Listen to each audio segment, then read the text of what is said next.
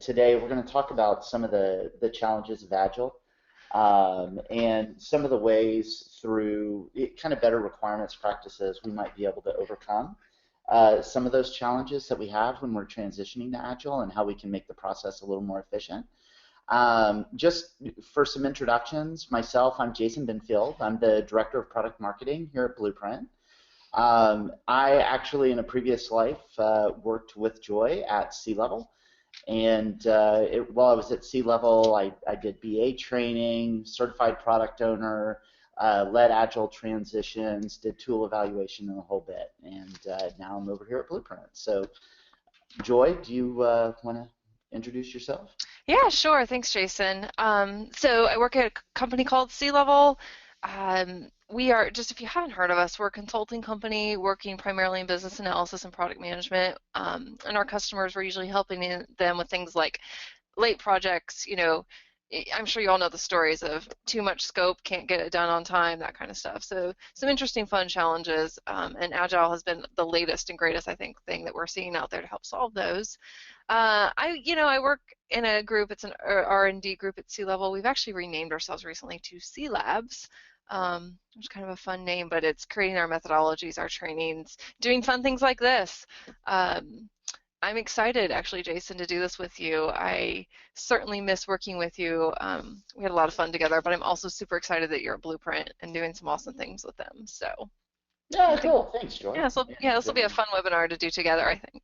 Yeah. We'll get some back and forth going. And for those of you who are connected in, please feel free to use that question window to fire off some questions, and we'll make sure we'll do our best to make sure that we answer everything that you throw at us. So feel free to fire away. So Joy, just to kind of kick things off, so a lot of organizations are going through that transition to Agile. But a lot of times they don't really see the improvements and accelerated delivery that they're hoping for. What are some of the challenges that are keeping organizations from fully recognizing their goals? Yeah, so I think that a couple different things that I've seen around this, and again, it's a great question, Jason. I encourage any of you to type in the window and share with us, and we'll read out to everybody else. Why isn't Agile working for you? But here's what I'm seeing most commonly: things like management maybe isn't bought into Agile. In a lot of cases, maybe they're just not trained on Agile. And this is important, particularly if we're talking about middle management. You may end up with executives who are saying, hey, team, you've got to be agile, and you've got practitioner level, like we're doing the work, and we believe in agile. But that middle layer is maybe not bought in, and it could be they just don't understand the value of it, or they don't understand what their role in it is. So I think that's one of the probably the biggest things I'm seeing across particularly large organizations, and that shows up with things like funding. The funding cycles aren't agile, so you've got management trying to allocate funding in a very waterfall style, wanting guaranteed scope out of that funding. That doesn't always work, right, with agile. You have groups where I love this one when I see agile teams who have to go get official sign off and approval on what's going to get delivered on like a massive set of requirements. And I'm like, well, but that's not how Agile works. Like those formal sign-offs, it's like the stakeholders still want that sign-off, but they, instead of just participating actively kind of at the more granular level. So that's probably the biggest problem I see. I am also seeing a lot of organizations that are trying to roll out an Agile approach, and maybe the teams are still struggling with how to do it. And I see that most commonly in cases where organizations are rolling out Agile without somebody experienced helping them. And that could be an internal person or hiring an external like coach in to help them through it. It's a pretty big change and approach. And then this one's probably near and dear to my heart because I feel like it's the one that I can help most immediately. But what I see is teams that have really good best practices. It sounds funny, but great best practices around requirements, good habits, good use of tools. They go agile and they forget all of that. And I think we'll talk a little bit more about that today, Jason. What kinds of things are you seeing though? Yeah, it's kind of funny because I've seen it both ways, right? You have the whole leadership's not bought in, but IT is trying to maybe transition. and they don't have that support of leadership. I've also seen kind of the other way around, where leadership really wants to drive a transition to Agile, but they don't want to fund any training for the delivery teams to transition over. And so, the delivery teams, there might be a couple of the developers, maybe there's a Scrum Master who understand Agile and have been trained on it, but the other folks that are involved in the Scrum team and in execution, uh, they have no idea. They've never experienced Agile before, and so we're not really investing the education at all the levels. Yeah, and one of the other things I'll throw out there that I think is interesting, is I think important to kind of back up and talk about why are companies trying to do agile or not. One of the things that I've seen a couple cases of where I see somebody typically at an executive level mandating, hey, the organization's going to be agile, but either they don't know why or they have not communicated to the team why they are making that switch. And this is a big deal because it's an investment to change your organization to be an agile organization. You're going to absolutely have to invest in, be it training, coaching, maybe different tool sets, different use of the tools, but just even in your people learning it, whether you do any of those other things, people are going to have to figure out how to do it. There will be some waste, for lack of a better word, in it. So it's important to understand what's the benefit to doing it. And I think there's huge benefit in doing it. Absolutely support doing it. It's just understanding what that is so that you can prioritize maybe how you roll out Agile in your organization, and then pick and choose what things you're going to do or not do immediately. So that's, I think, important to think about too in your organization. Why are you doing it in the first place? Yeah, it's kind of interesting, right? Because we're all trying to increase our time or improve our time to market, Yep. right? Get things Yep. out the door quicker, and Agile can certainly help to facilitate that to a certain extent. But you're right. As you transition to just a new methodology, you're not going to get the velocity at the level that you want it to be straight off the bat. Yep. It's going to take a little bit of time for people to get used to the cadence and that sort of thing. There's been a couple of questions that have popped up Yeah. around, the sign-off process in Agile and translating business requirements and that roadblock that comes up. And, it's kind of interesting. A lot of the times when we go into different environments, you see programs that are kind of stuck in that hybrid mode, Mhm. where on the business side, they're still producing a formal BRD. The development side wants to execute Agile. Yep. Um, what are some of those, I guess, techniques that we can do to get out of that mode?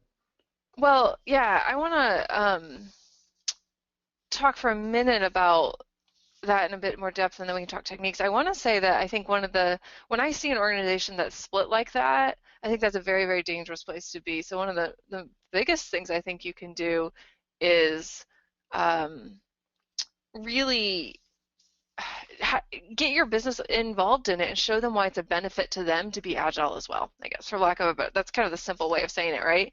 It's like the development shop can go try and be agile, but if your business is trying to drive, you're going to forever have a conflict there. It's going to be frustrating for everybody. And so instead of trying to fight through that and try and figure out techniques to solve that, I would actually back up and try and figure out how do I get my business on board with being agile. It's actually better for them.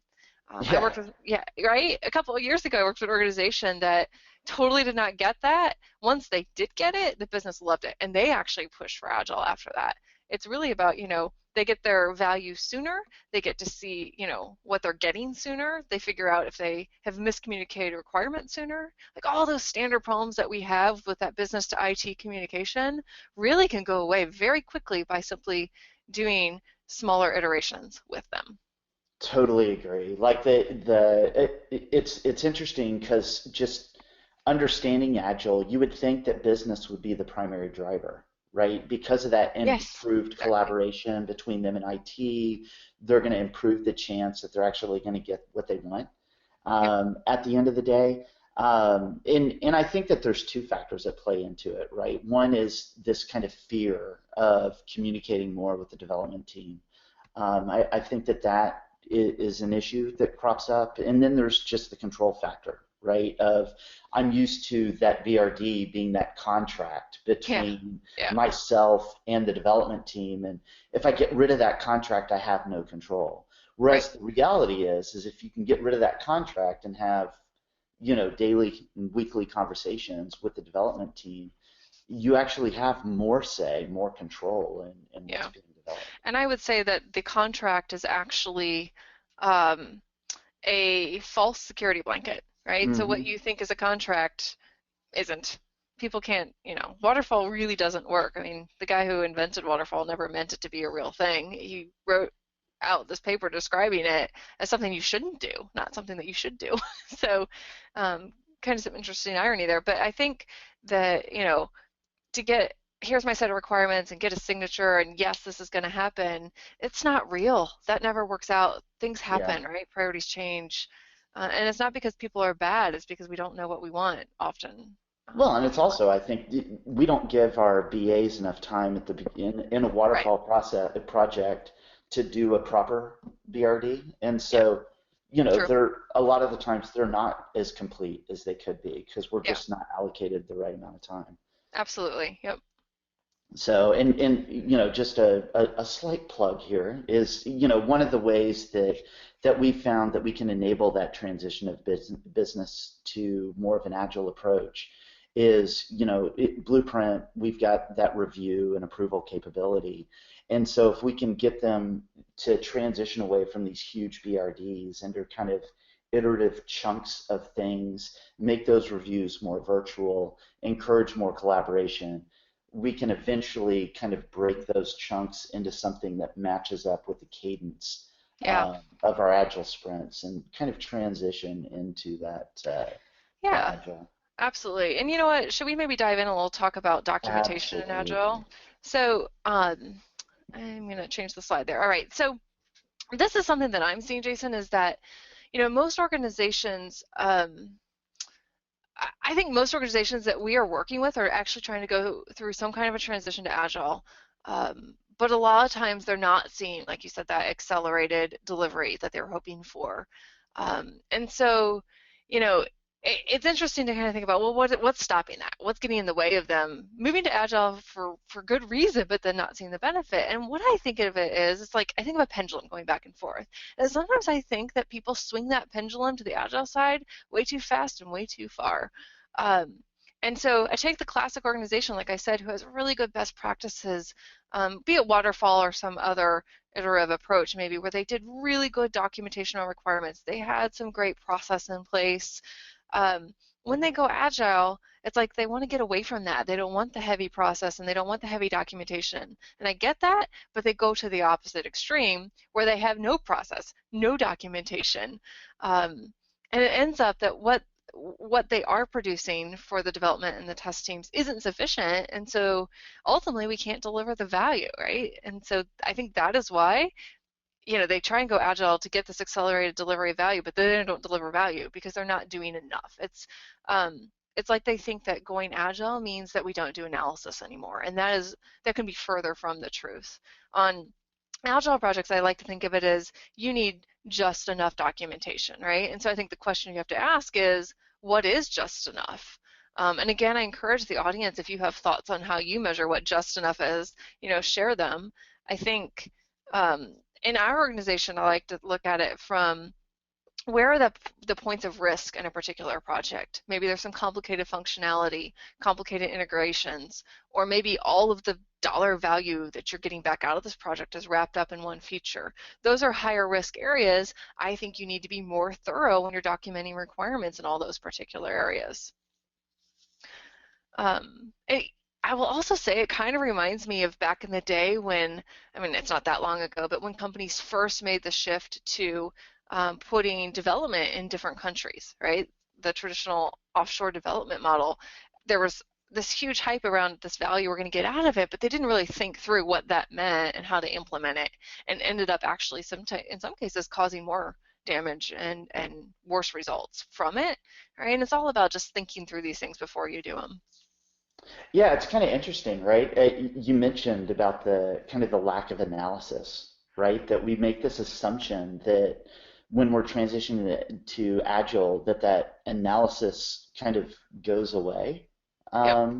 somehow. And, we kind of focus on that end result, which is the user story or the requirement, when there's kind of a means to that end. And that means is the analysis. And we need to make sure that we're providing that.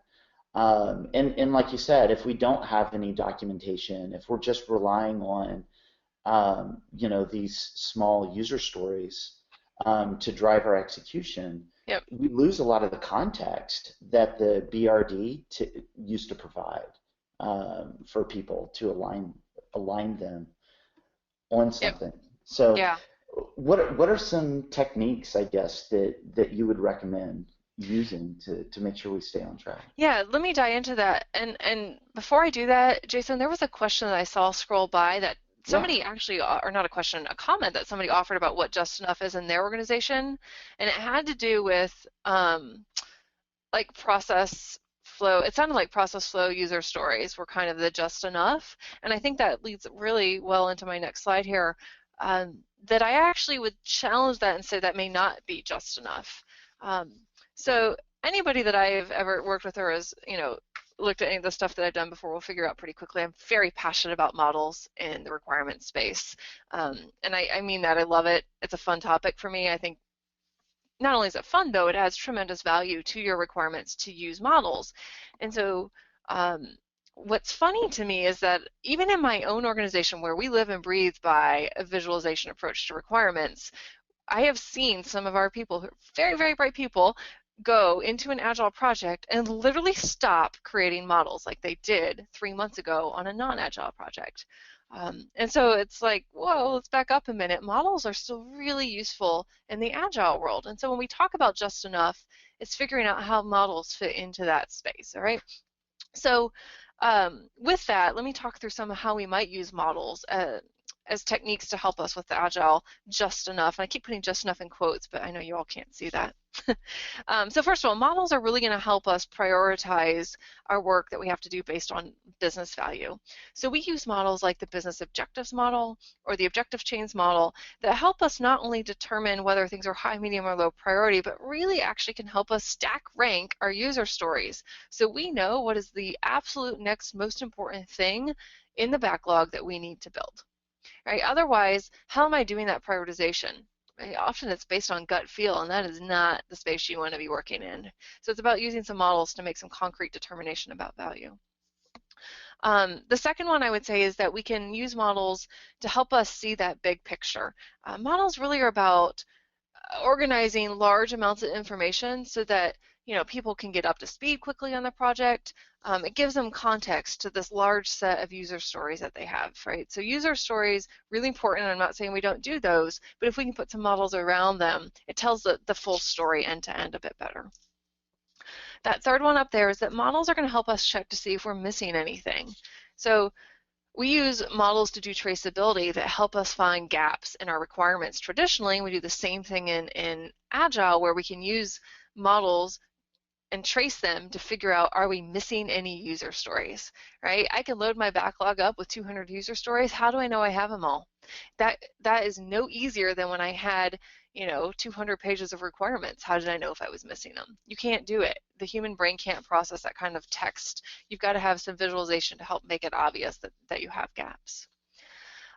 This fourth one's really important. Collaboration is absolutely key to Agile making it work. And so models are fantastic because they help us provide information in a way that's easier to digest, particularly with our business stakeholders, our customers, right? Think of it, pictures are easy, words are hard, right? So models are bringing something easier to put in front of our stakeholders to help them review.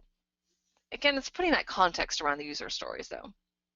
And then this last one is about just the whole team's communication gets better when we put models in there to supplement the information. And sometimes we'll find that those models are tying stories together. Sometimes we'll find those models are really bringing out some of the details that the user story itself doesn't get into, like in our acceptance criteria, non-functional requirements and things like that. And we'll show some examples of that here in a little bit. Yeah, I think it's kind of interesting. So Tim in the question window, he pretty much wrote a chapter of the book. But I think one of the things he's getting at is that as far as finding the missing details and doing that analysis, and you had hinted on this earlier, it goes beyond just a business process, right? And defining those. It's analyzing a project from a business perspective, a system perspective, a data perspective, Yep. a people perspective, and creating those different types of visual models to tell the full story. Yeah, absolutely. Um, all right. So one of the things I'd like to look at with models, sorry, my slide's not clicking for some reason. Here we go. Um, this is probably one of my very favorite and most useful models. It really gets to how we talk about business problems that we're trying to solve and business objectives that really describe why we're doing a project in the first place. So in the previous slide, when I talked about how do you, prioritize a backlog, I can have 10 stories, I can have 50, I can have 200 stories in a backlog. How do I decide which one I should build next? Well, to do that, you've got to back up and understand what problem are you trying to solve, and how are you going to measure that problem? What's the value of that problem? And that's our business problems and our business objectives, right? And I can tell you that the business objectives model that this sits inside is a pretty complicated model, some interesting nuances around how to create them. I could probably spend an entire hour talking about that alone. So I'm not going to do that here. I'm going to give you just kind of the hint of it, and I'll give you an example in a minute. If somebody is absolutely craving more information on the business objectives model and what that is and how to do it, maybe just drop me an email or Jason an email, and we can get you to some resources that would be helpful on that. But here's some examples. And my examples are today from a mock scenario where we're building a product called C Sounds. It's a subscription-based music listening application like that you might put on your phone. And in this particular business, over the last 2 quarters, they've been losing money, right? So that really gets to the essence of their business problem, right? So we would write a business problem like C-Sound subscription revenue has dropped by 10% in the last quarter. And then we would write an objective that shows us how do we solve, what would it look like if we solved that problem? So in this particular case, a business objective might look like increase quarterly subscription revenue from 72,000 to 80,000 within 2 quarters from the point that development starts or whatever. So some version of that is the kind of thing that I'm talking about. You need to understand for your individual projects, even in an agile world, why, or more importantly, even in an agile world, why are you doing what you're doing? And that will lead us down the path of how we prioritize and pick and choose between different stories. One thing I'll just quickly say on this is that identifying your problems and your objectives is a very iterative approach. It's not like you're going to just sit down in 5 minutes and know, here's my problem and here's my objective. I shouldn't say never, but it's rare that that happens. Usually what happens is that we start on a project where somebody's telling us to build something, and then we start to ask questions, why do I need to build that, right? Okay, what happens if I don't build it? And those elicitation questions, just asking why over and over again, will help you kind of back into what is the problem I'm really trying to solve. And then once I have a problem, you ask the question, well, how do I know if I solve that problem? What would that look like? What would the business outcomes be? And that's a pretty good indication of what your objectives are. Jason, do you have anything else to add here, or should I keep going?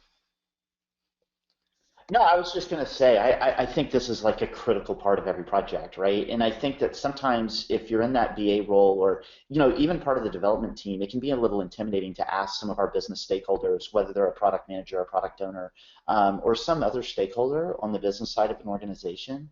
It can be intimidating to ask some of these questions, but I've always found that they're actually willing to share that information and educate the execution team and understanding that background, like you said, the why we're Yeah, doing a project to begin with. It really helps the execution team deliver something that the customer's going to more appreciate. absolutely. Yep. Um, One quick question came in from Mark, Jason, that I just saw that he said, and I assume this was probably on the slide a couple slides ago where I was talking about visual models. He says it sounds like UML. I want to jump in on that real quickly before I go to the next model to say that there are some similarities between some of these models and UML models. If you're an expert in UML and comfortable with that, you can make it work for what we're doing here. Generally speaking, the models that we use, we have taken some UML models and simplified the syntax of them, for lack of a better word, right? Just simplification. I find a lot of UML models are meant more for designing, um, and get because of that, the syntax gets overcomplicated, and your business stakeholders will not be able to read them. And so we want to create models that are easy to create, easy to digest for any stakeholder on your project. So great question, Mark, about the, or comment, Mark, about the UML that, it's very, very similar to what you would see with UML. All right, so once you understand what your business objectives are, why you're doing the project, that next level of detail I would call your feature. So features are short form descriptions of areas of functionality that ultimately your solution is going to include. And it's that functionality that helps you achieve the business objectives. So features, you could also think of them as collections of requirements. It's just easier to talk about them with these short phrases than it is to talk about here's 10 requirements and list them out. Right? So if I'm talking about like in a shopping cart application, I may have an add to cart feature, I may have a checkout feature and things like that. So again, just think of them as short form descriptions. The model here on the screen, and again with all of these I'll show you an example as well. This is what I would call a feature tree. A feature tree is used to organize large amounts of features to see what's in scope for a given project. They're great because they fit on one page. You can get a lot of features in one page, and you could create this in the tool using maybe 1 or 2 levels and get literally your entire system done in a one-page view. And then if you need to go into more detail, you could branch out and do separate versions of the feature trees that get into a bit more detail. The way that this model works, you can see kind of through the middle of your diagram, you have a thing called a product concept. That is the thing that you are building. Off of that, the branches that stem off that main line are called our L1 features. Those are our highest level groupings. The branches off of that are called L2 features. So that's our next level of detailed feature, and then sub features to that are called L3 features. It's rare, but you could also go to an L4 as well. You can go as deep as you need to. I just don't find that that is terribly useful. All right, now the thing about features is all of your features absolutely must map back to your business objectives from that previous model. Right? Without that, then we lose that traceability that helps us figure out what features are most valuable versus other ones. So at the very highest level, I can say, okay, if I've got to get an $80,000 benefit out of this project, and I look at my individual features, are any of those going to give me at least $10,000 value alone? And the ones that are smaller than that, you may end up cutting them or at least putting them in later sprints, for example. Here's an example of the feature tree. This is actually a screenshot out of Blueprint, so it gives you kind of a feel for what modeling would look like in the tool. Some background information on our C Sounds application. A couple things to know. Listeners can listen for free if they listen to ads.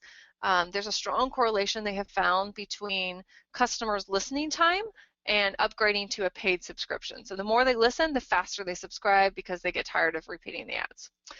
And so our case, our business analyst really needs to get people to listen longer. That's the goal. So if we can get people to listen longer, then we'll get more subscriptions, which means more revenue for the company.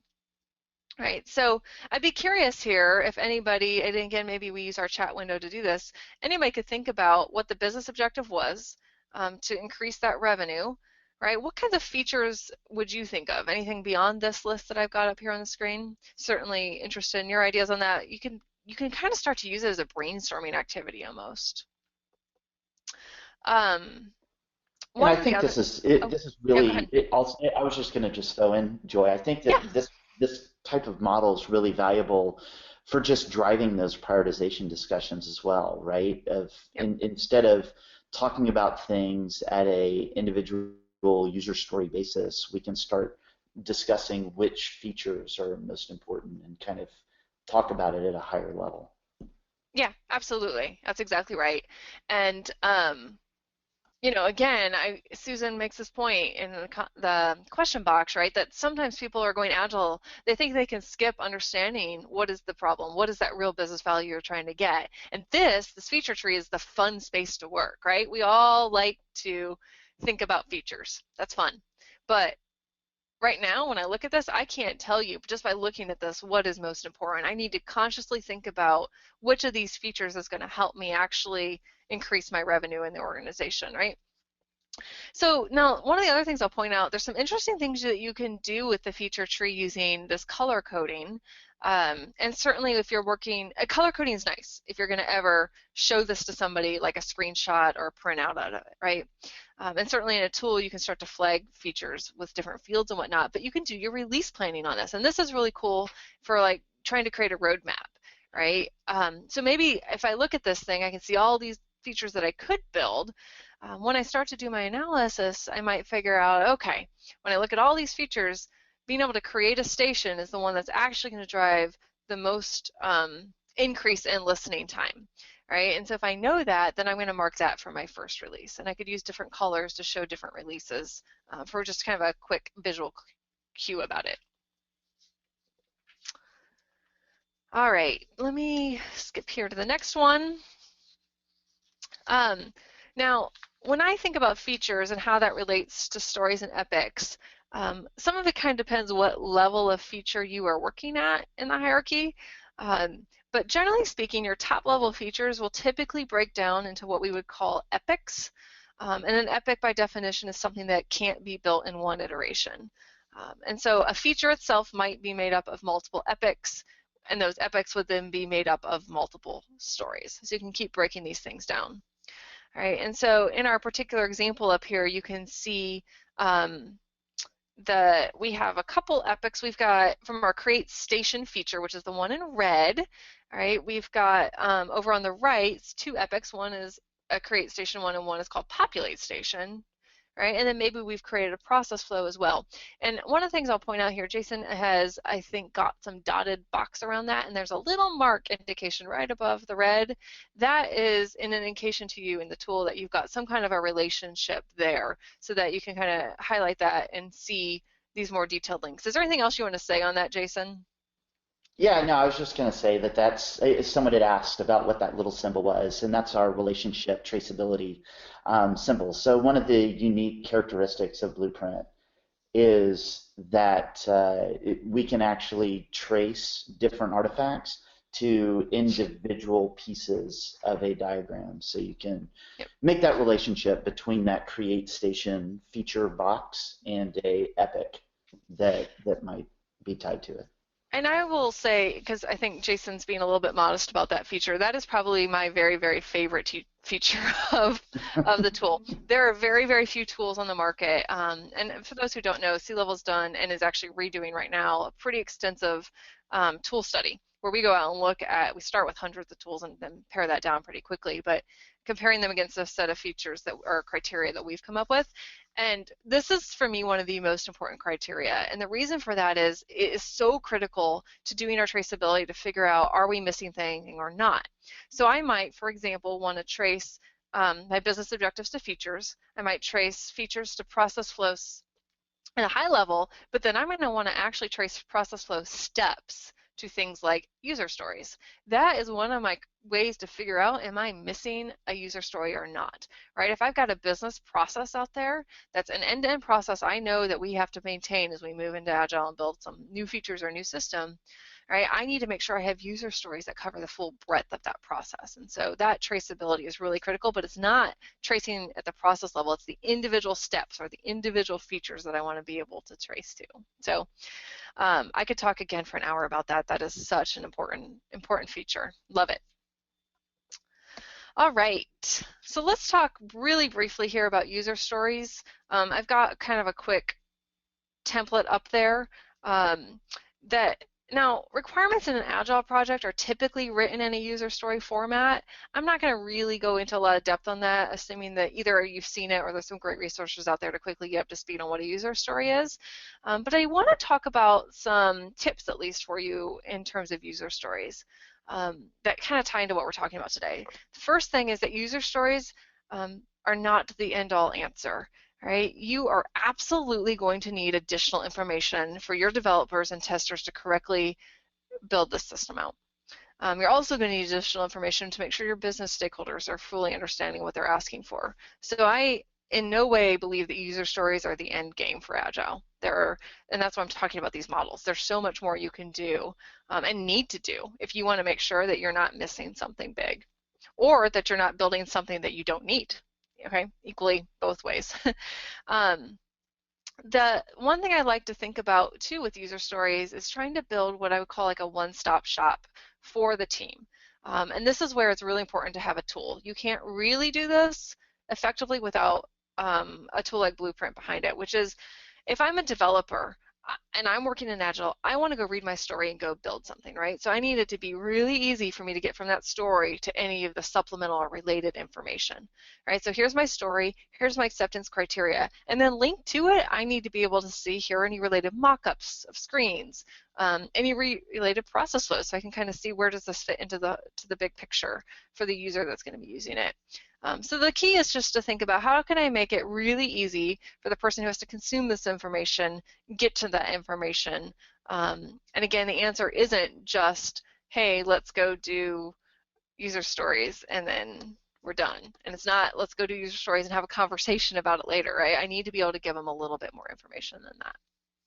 And so user stories and that relationship thing is how I would go about that. All right, I mentioned process flows a couple times. I know someone in the comment box had also said something about process flows. Process flows are one of our go-to models, again, no matter what your methodology. So this is a very simple example of a process flow from our C-Sound scenario, right? This one is called the Create Station from Artists process flow. And again, like the other screenshots, this is a screenshot right out of Blueprint, so you can get a feel for what that looks like. Once you have your backlog of epics, I would start at the top of that and just break them down into more manageable chunks that can be delivered in a single iteration. And process flows are a really great way to start to slice and dice those epics into the kind of the right size stories. So in our particular example from C-Sounds, our BA determined that creating stations based off of artists rather than individual songs would produce more suggestions. So it would probably keep customers listening for longer, or giving them more new songs than playlists created off of one single song. So for that reason, we're picking this epic, the one that's creating stations from artists, to start with. So again, here's that process flow where the user's creating a playlist. And it's just step by step how they would go about creating that playlist. Okay. And a little bit more with the relationships again, where we're tracing our process step to user story. So again, I want to point out we've highlighted one step in this process flow called Select Artist. It's kind of got the blue box around it with a relationship link on it, and that is telling us that that is linked to a specific user story around that particular topic, right? So again, I'm not linking the user story to the whole process flow. I'm doing it at that individual step level. You can tell I'm really excited about this feature. So generally speaking, when I want to identify my user stories, I actually go through it very rigorously step by step. At each step of the process flow, I'm going to look and say, are there any stories, and it could be multiple stories that come out of that particular given step. Some guidelines when you're doing this is things like each L1 step is at least one epic, but if you get into a more detailed process flow, you might find that one given step relates to multiple user stories and things like that.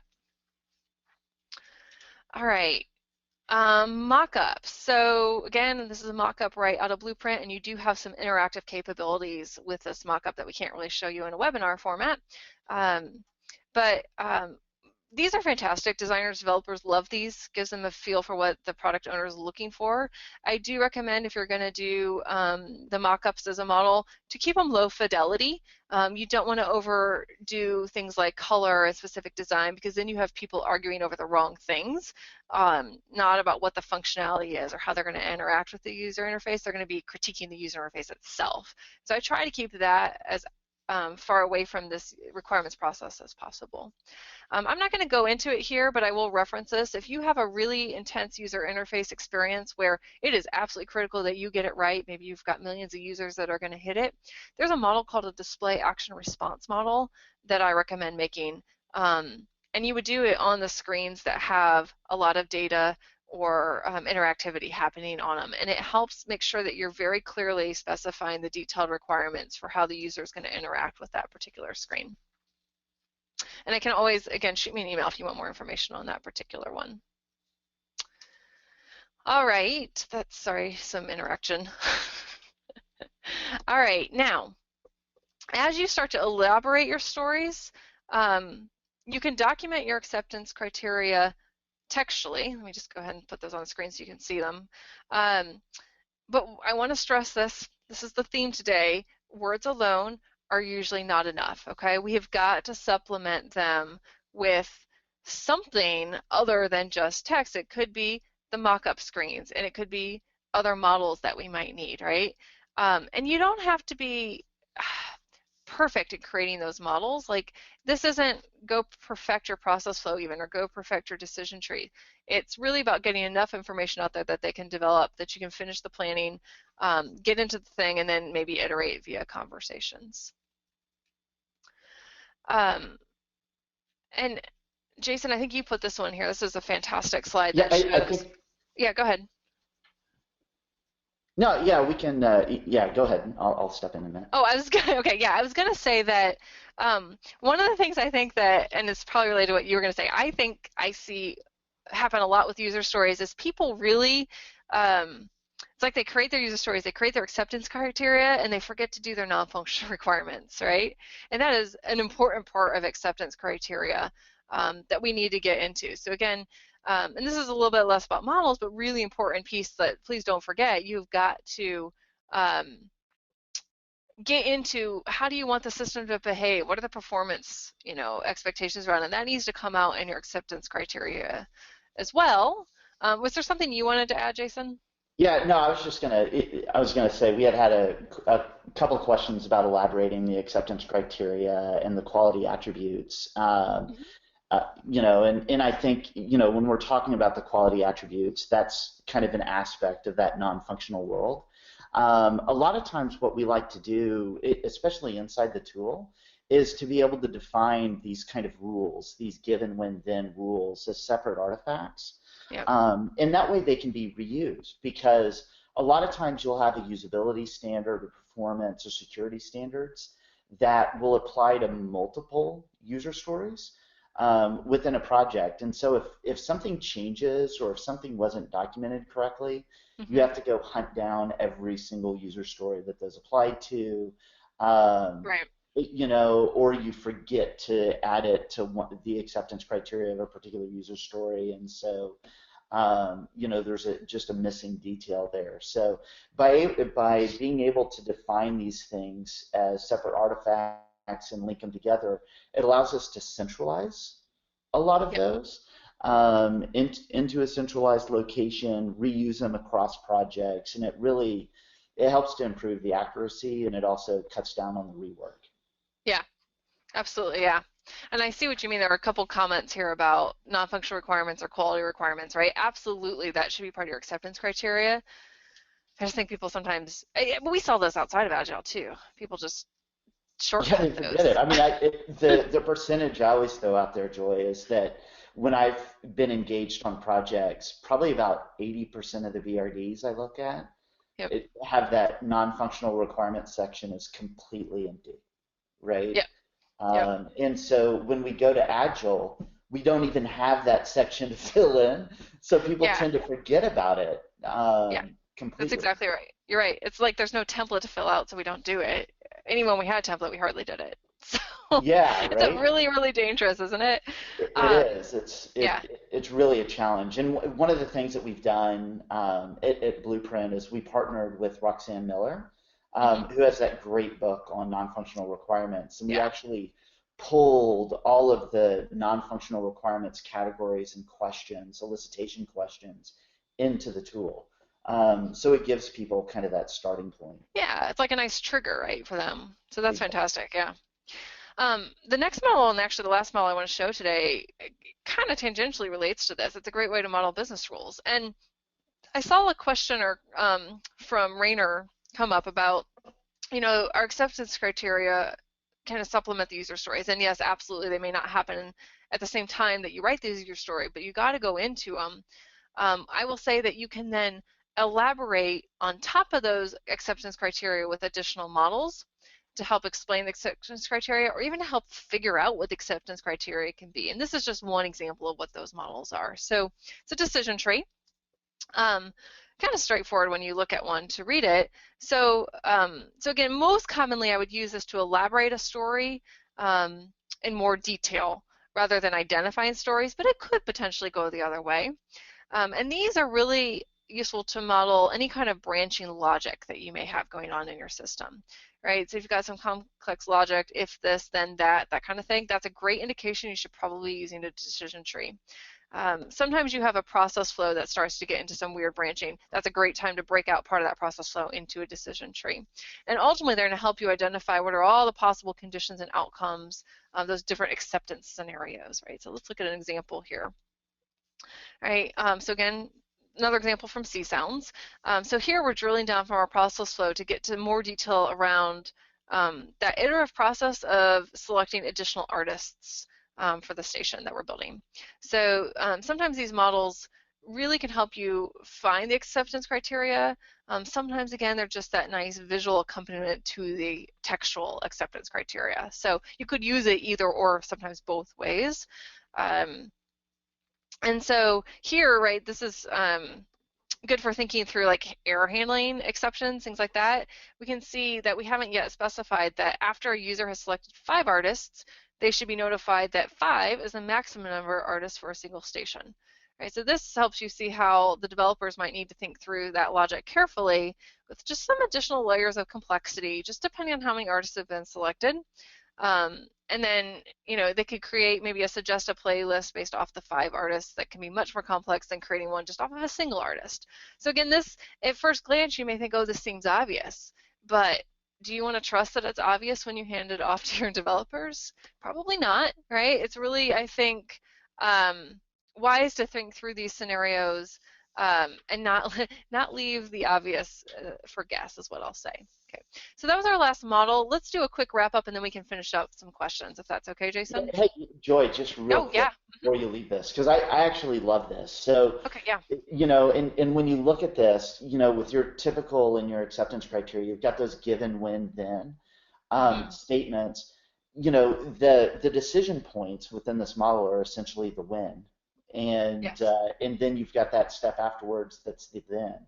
And so it's a way to, instead of having these standalone or only having these standalone given, when, then statements, it's a way to kind of tie them all together. Yes, absolutely. Rainer's chimed again. I think he too loves this model. I like it, right? And I think there's lots of other examples that you could do similar stuff. There's a decision table similar to a decision tree. State diagrams are often useful at this point. Just kind of depends on your scenario and what you're trying to model, but just know that there's lots of other detailed models that you could pick and choose from, is what I'll say. Cool. All right, so to summarize, there's a great saying about Agile projects, and just to summarize, I think everything about them really. So if you've seen one Agile project, you've seen one Agile project, right? And I think that's clear. And whether you're doing models or not, each one of your projects you're going to run to is going to be a bit different. So once you've mastered one, know that the next one's probably going to look a little bit different. So when we ask the question, and we talked about this at the very beginning, what is just enough documentation? Well, it depends, right? What was just enough for one Agile project may not be just enough for the next Agile project.